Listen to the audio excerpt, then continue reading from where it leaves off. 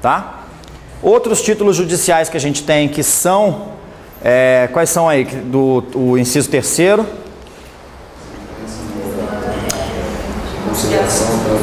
Sentença homologatória de conciliação e transação, aquela também que a gente vê lá do 269, inciso 3º, né?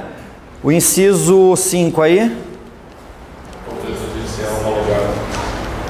Acordo extrajudicial homologado. Você fez o acordo extrajudicial. Claro que se esse acordo não for cumprido, você vai ter que ir para o processo de conhecimento, porque o juiz até hoje não reconheceu, o Estado até hoje não reconheceu o seu direito. Então, antes que você enfrente, não é, o descumprimento, todo acordo que vocês fizerem extrajudicialmente, petiçãozinha, pede para o juiz homologar por sentença. Nesse caso, a jurisdição até aí é voluntária. Você tem um acordo, você só está pedindo para o juiz, proteja esse acordo com força de título executivo judicial. Não cumpriu, vai direto para fase de execução, porque aí você tem uma sentença. Então, tem a sentença homologando, vamos cumprir. Não cumpriu, já está na fase de execução, tá? Tem mais um?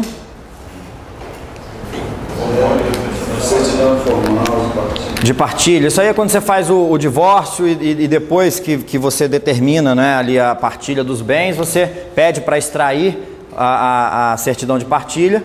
E se não houver a partilha, o cumprimento dessa parte da decisão, você executa a certidão de partilha para poder cada bem ir parar na mão de quem deve, tá?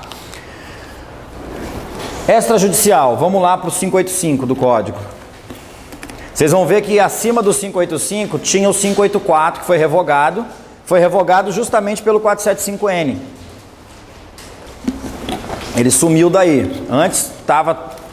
O livro 2 regulava tanto a execução de título judicial quanto a de extrajudicial. Tudo que diz respeito a judicial foi revogado. Então, de vez em quando vocês vão encontrar assim 5, 6, 7, 10 artigos seguidos, revogado, revogado, revogado, revogado, tá? Não é que desapareceu. Ele saiu daí, o legislador não tinha onde colocar, até isso que o João perguntou. Vai mudar isso com o código novo? Na verdade, olha aqui o código atual. Você pega o artigo 475, lê aí, João, 475, o que ele fala? O 475, só 475.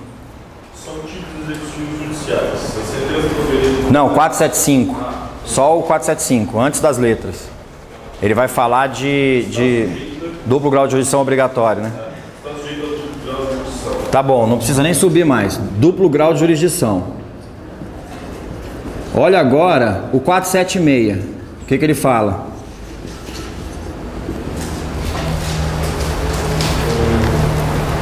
Compete qualquer juiz, ao dar voto na Câmara ou grupo de Câmara, solicitar o pronunciamento prévio do tribunal acerca da interpretação do direito código. Espera aí, segura aí. Tem um título em cima? Tem. Processo nos tribunais. Aqui no 475 a gente vinha lá da coisa julgada, lembra? 469 não faz coisa julgada, 470 ação declaratória, tá? E aí segue duplo grau obrigatório, condição de eficácia de sentença. Logo em seguida, o processo nos tribunais. Por quê? Porque depois que você tem coisa julgada ou a sentença, você vai recorrer.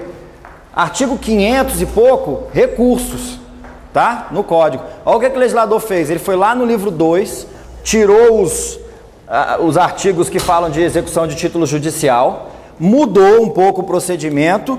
Onde é que eu coloco isso? Aí pegou e enfiou aqui no meio, ó. Do 475, inventou essas letras A até o 475R, que não tem nada a ver com duplo grau, não tem nada a ver com processo nos tribunais. Porque está perto de sentença. Era o último artigo de sentença, coisa julgada, o 475. O 476 já está nos tribunais. Então ele pegou e fez um alien aí, um negócio meio esquisito. Há necessidade de um outro código para você sistematizar isso melhor também. Essas reformas precisam hoje de um sistema, uma sistematização, tá? Para não ficar essa bagunça. Aí você chega no livro 2, revogado, revogado, revogado, revogado. Não faz sentido, né? A gente revoga o artigo de uma leizinha aqui, outra ali. Agora um código, você troca um artigo por outro, você vai... Então ficou meio bagunçado. Isso quem inventou, né, foram os reformistas da Constituição, essa história de artigo 130A, Aí cria o Conselho do Ministério Público, 130B, cria o Conselho Nacional de Justiça, 105, tá, aí começa, porque não tem mais onde colocar artigo. Então, vamos para o 585. Títulos extrajudiciais. De novo, o que vai ser título extrajudicial? Aqueles que a lei disser que são títulos extrajudiciais, tá? Pega o exemplo clássico aí do cheque. Eu dou um cheque, assino, data de hoje, a pessoa vai lá no banco, volta sem fundo. Eu vou de novo no dia seguinte, volta sem fundo. Se eu levar no banco, o banco não recebe mais. Já tem 2 carimbos lá de devolução por falta de, de fundo. Então, eu preciso que o juiz reconheça que o cara me deve. O cara assinou uma ordem de pagamento à vista, que se chegar no banco, o banco paga. Eu vou mostrar para o juiz isso, para o juiz reconhecer que ele me deve?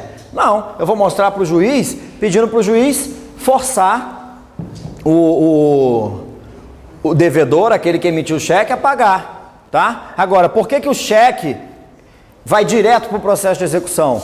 Porque a lei diz, no artigo 585, que o cheque, a nota promissória, a letra de câmbio, são todos títulos executivos extrajudiciais.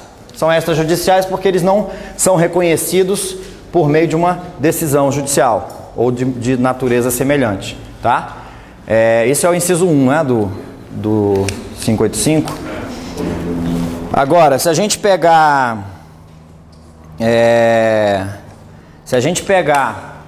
por exemplo, um contrato, a gente assina um contrato de compra e venda, aí eu pago, a pessoa fica de entregar, por exemplo, esse aqui, eu comprei isso aqui pela internet, meu irmão trouxe porque foi lá para o endereço da casa dele. Se eu paguei, cartão de crédito, internet, se não tivesse vindo, eu poderia pegar, imprimir o e-mail e executar? Vê se tem no 585 aí que compra e venda feita pela internet, o e-mail configura título executivo extrajudicial. Não tem. A gente ainda não tem regulamentação para isso. Esse é o risco que a gente tem. Se eu tivesse que discutir hoje com a Gift Express, eu ia fazer o quê? Ação de conhecimento. Dos fatos, né? Nos seguintes termos, dos fatos. No dia tal, o autor, por meio do site tal, efetivou a compra do bem assim, assim, assim, código tal, tal, tal, tal, tal, no valor de tanto, pagou por meio do cartão de crédito, conforme comprova documento 2. Recebeu o e-mail dizendo que tinha sido encaminhado, documento 3, e assim por diante. Vai para a instrução, pede depoimento pessoal do réu, pede testemunha se eu fiz essa compra aqui no telão, para mostrar como é que é um contrato de compra e venda virtual. Enfim, olha a diferença. É compra e venda? É compra e venda. Se eu chegar para ele aqui agora e falar assim, quer comprar essa caneta? R$1. E ele falar, quero, não foi um contrato de compra e venda?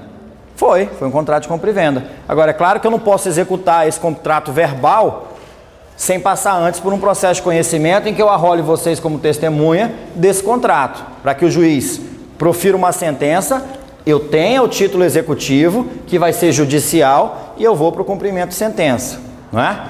Agora, se eu tomo cuidado e entro em contato por e-mail e digo assim, olha, vamos fazer o seguinte, antes de pagar, eu estou mandando um contrato escrito, eu quero que vocês assinem, reconheçam a firma, e 2 testemunhas assinam embaixo, tá? Pego, 2 testemunhas vão e assinam, uma do lado de lá, uma do lado de cá, que a gente fez a operação, independentemente se foi pela internet ou não. Vê o que fala aí o 585... 2, lê para mim. A escritura publicou o documento público assinado pelo devedor. O documento particular assinado pelo devedor e por 2 testemunhas. Olha aí, documento particular assinado pelo devedor e 2 testemunhas. Se eu tomar o cuidado de colocar por escrito e pegar 2 testemunhas, eu já vou direto para o processo de execução, tá?